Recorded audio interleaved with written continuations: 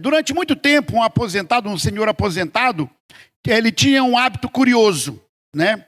Quase todas as tardes ele caminhava até uma antiga estação ferroviária da sua cidade. Ele sentava ali num banco e ficava observando os trens, principalmente a chegada dos trens, né? Ele também acompanhava as partidas, mas ele gostava da chegada, né? E um garoto, um jovem, que observou que ele todos os dias ia para ali, ele perguntou para ele um dia: o senhor gosta tanto de trens assim? E aí ele falou: não, eu não gosto dos trens necessariamente, eu gosto dos encontros. E aí ele contou uma história. Diz que quando ele era criança, né, o seu pai trabalhava longe. E uma vez por mês o pai dele voltava. E todas as vezes que o trem chegava, né, naquele dia que o pai dele voltava, ele ficava ali na plataforma procurando um rosto amigo, né, aquele rosto, né? E naquele momento em que o pai aparecia, era um momento de alegria, né, um verdadeiro reencontro. E aí ele falou uma frase no final que deixou aquele jovem bastante pensativo. Ele falou: desde então aprendi que a felicidade não está na viagem. A felicidade está em quem nos espera na chegada. Olha que coisa linda. Não é a viagem, é quem nos espera na chegada. E isso, meus irmãos, tem tudo a ver com a vida cristã, tem tudo a ver com a nossa história, né? Nós não estamos preocupados, né, com o evento, não. Nós estamos preocupados com uma pessoa. Nós esperamos Jesus. Aguardamos. Nós não estamos preocupados. Os adventistas ficam o tempo todo falando no fim do mundo. Não. Nós não estamos preocupados com o fim do mundo.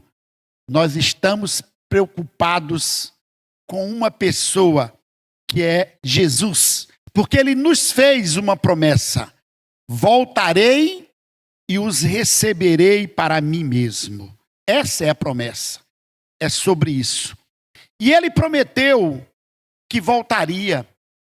E nós confiamos nessa promessa, porque ele é um Deus que tudo que ele prometeu, ele cumpriu. E nós vamos então agora ver um texto lindo, um texto belíssimo. Está em João, capítulo 14. Todos vocês conhecem. João, Evangelho de João, capítulo 14. Nós vamos ver os versos de 1 a 3. Essa é uma das maiores promessas que Jesus fez para a humanidade. É a promessa central. Diz assim: não se turbe o vosso coração. Credes em Deus, credes também em mim. O verso 1. Verso 2. Na casa do meu pai há muitas moradas. Se assim não fora, eu vou-lhe teria dito, pois vou preparar-vos lugar. E aí ele finaliza no 3. E quando eu for e vos preparar lugar, voltarei e vos receberei para mim mesmo. E aí tem essa promessa final, que é maravilhosa. Por que ele quer nos levar para lá? Ele diz: para que onde eu estou, estejais vós também. Sabe, Jesus não disse só: voltarei. Não. Ele diz também: receberei vocês para mim, para que onde eu estiver, vocês também possam estar. O céu não é apenas um lugar, é estar onde Cristo está. Por isso que a gente tem aquele hino dos arautos, né? O céu é aqui, é onde Deus estiver. E Ele quer nos levar para que nós estejamos com Ele. No livro Desejar de Todas as Nações, Ellen White diz assim: a demora é apenas aparente. O Senhor cumprirá sua promessa. Ele voltará para receber os seus e levá-los para o lar que lhes preparou. Quero deixar uma dica para você agora. A nossa esperança não está em datas. Daqui 5 anos. Daqui nessa década, nessa geração. Não importa. Nossa esperança repousa na fidelidade daquele que prometeu. Ele prometeu. Pronto. Nós cremos. Porque tudo que ele prometeu, ele cumpriu. Um segundo ponto. O céu se abrirá para receber os filhos de Deus. Nós temos a promessa de que ele voltará. E aí ele deixou-nos orientações de como isso acontecerá. Ele deixou algumas dicas, né? Ele deu um spoiler. Abra sua Bíblia agora em Mateus. Mateus, no livro de Mateus, Evangelho de Mateus, capítulo 24. Capítulo 24. Os versos 30 e 31. Mateus, capítulo 24, versos 30 e 31. Ele já nos deu uma dica. Então ele diz assim, então aparecerá no céu o sinal do Filho do Homem. Todos os povos da terra se lamentarão e verão o Filho do Homem vindo sobre as nuvens do céu, com poder e grande glória. E continua. E ele enviará os seus anjos com grande clamor de trombeta, os quais reunirão os seus escolhidos dos 4 ventos, de uma a outra extremidade do céu. Sabe, a promessa, nós sabemos que ele vai voltar. Ele prometeu que vai voltar. E ele mesmo descreveu como será esta volta. A volta de Jesus será gloriosa. Ele virá sobre as nuvens. Será uma volta visível. Aqui tem um dos grandes mistérios. Todo olho verá. Ora, nós estamos agora no pôr do sol. Então é noite para nós. Lá no outro extremo do planeta é dia. Olha, como todo mundo vai ver? De repente ele vem de um lado, as pessoas que estão do outro lado não verão. Ou, de repente, você poderia dizer, não, todo mundo vai ver porque vai ser transmitido, né? Tipo a Copa agora, vai ser transmitida ao vivo. Não. Apocalipse diz que ele virá com as nuvens e todo olho verá. Será universal. Não será só para o planeta Terra, será universal. Será inconfundível. Ninguém precisará anunciar, Jesus voltou ali. Não. O mundo inteiro verá. O céu se abrirá para receber os filhos de Deus. O universo inteiro celebrará. Ellen White, no livro O Grande Conflito, no capítulo O Livramento do Povo de Deus, diz assim: logo aparece no Oriente uma pequena nuvem escura. À medida que se aproxima, torna-se mais luminosa e gloriosa, até revelar o Rei dos Reis. Irmão, o que o próprio Cristo descreve aqui é um momento maravilhoso, fantástico. É uma cena extraordinária. Ele traz o Salvador, o céu se abrirá, o planeta Terra ficará plano, todas as pessoas da Terra verão. Essa é a promessa. É nisso que nós cremos.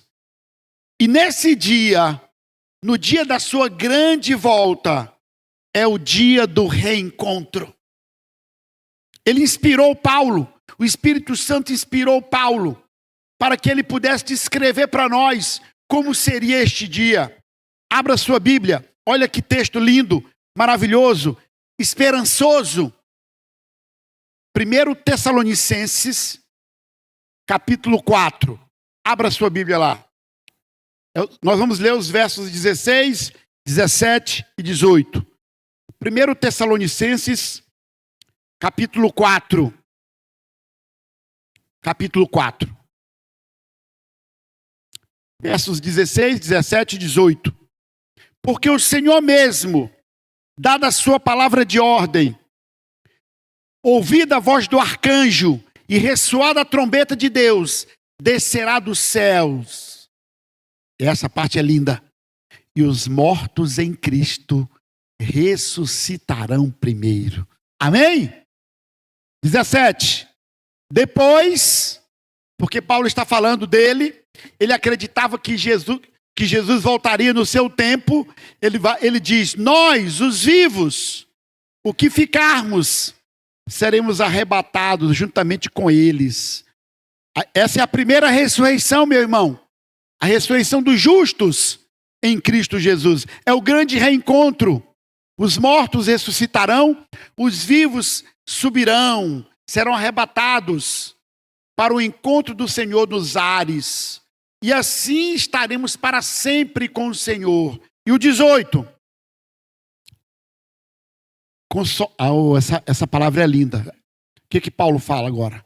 Consolai-vos, pois, uns aos outros com estas palavras. Consolai-vos. Sabe, irmãos, o maior inimigo do ser humano é a morte. Porque a morte, ela é inevitável. A morte é o inimigo que nos assola. Esse inimigo já foi vencido. Jesus já o venceu. Jesus morreu e ressuscitou. Diferente de outras pessoas que foram ressuscitadas e morreram novamente. Jesus ressuscitou e voltou a ser Deus eterno. Não manteve a sua eternidade. É isso que ele propõe para nós. A morte já foi vencida. Porque é a morte hoje que nos separa. Separa os pais, os filhos, os esposos, os amigos. O professor Berilo relatou agora que nós perdemos uma irmã essa semana. A família está destroçada, está destruída. Uma perda terrível, de forma trágica, sem explicação. A morte é o inimigo que já foi vencido. Momentaneamente nós ainda estamos sob o efeito da morte. Mas esse texto de Paulo, inspirado pelo Espírito Santo, está dizendo como a morte será definitivamente vencida. Aqueles que já morreram irão ressuscitar, e os vivos em Cristo subirão. E o próximo passo é a glorificação, quando todos nós seremos transformados e viveremos eternamente com Cristo. Paulo, no final, deixa essa última palavra. Consolai-vos, pois, uns aos outros com estas palavras. Meu irmão, essa mensagem de hoje é para te consolar. É para te dar ânimo. É para que você consiga enfrentar esses momentos difíceis. No livro Grande Conflito, Ellen White diz assim: amigos separados pela morte serão reunidos para nunca mais se separarem. É o momento do reencontro. Mães abraçando filhos, esposo reencontrando esposas, amigos adorando juntos e todos olhando para Jesus. E aí, nós seremos transformados. O texto é 1 Coríntios. Abra lá. Essa é a promessa. O momento que vivemos é momentâneo. A morte ainda nos aflige, sim. Ela nos intimida. Mas ela está com os dias contados. 1 Coríntios 15, capítulo 15. Nós vamos ler os versos 51, 52 e 53. 1 Coríntios 15, versos 51, 52 e 53. Diz assim o 51. E eis que vos digo um mistério.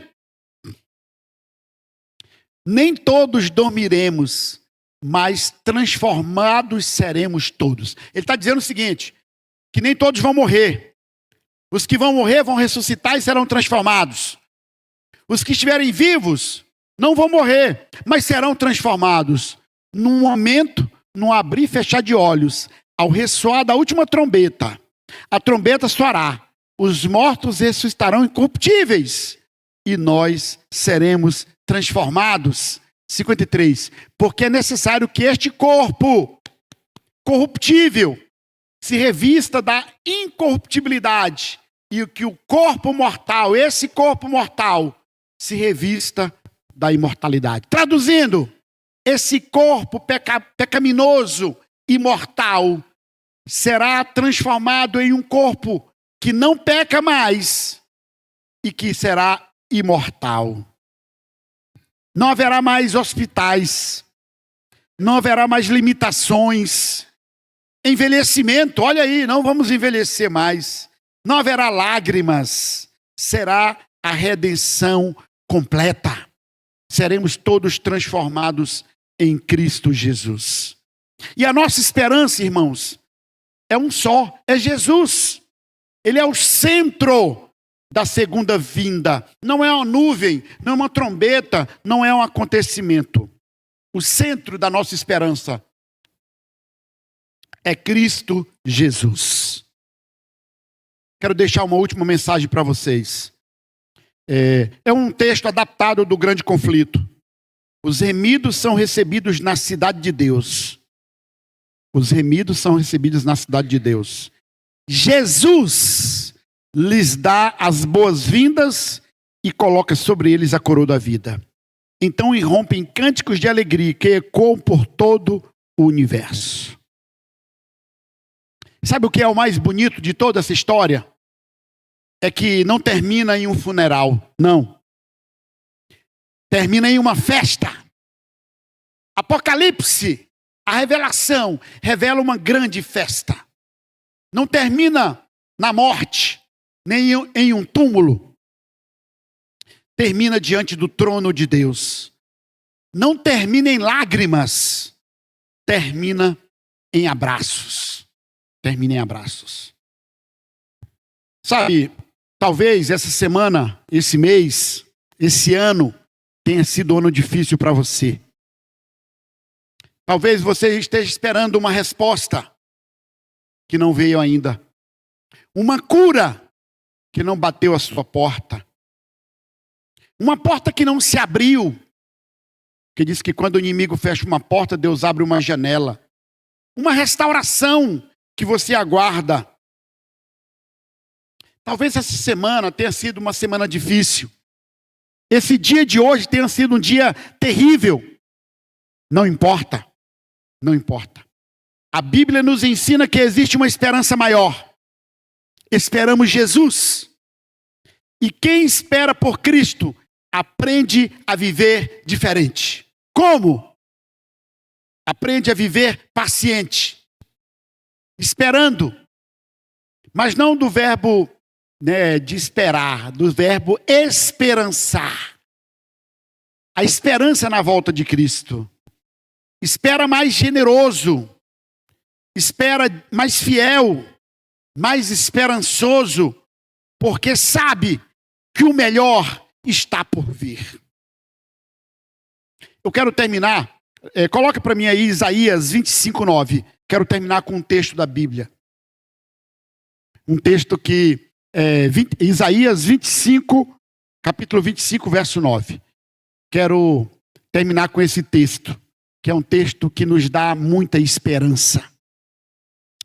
Isaías diz assim: naquele dia se dirá, eis que este é o nosso Deus em quem esperávamos, e ele nos salvará. Este é o Senhor a quem aguardávamos. Na sua salvação exultaremos e nos alegraremos. Que eu e você possamos repetir em nosso coração: Senhor, quero viver aguardando o dia em que o céu se abrirá e eu te verei face a face. Esse é o grande dia.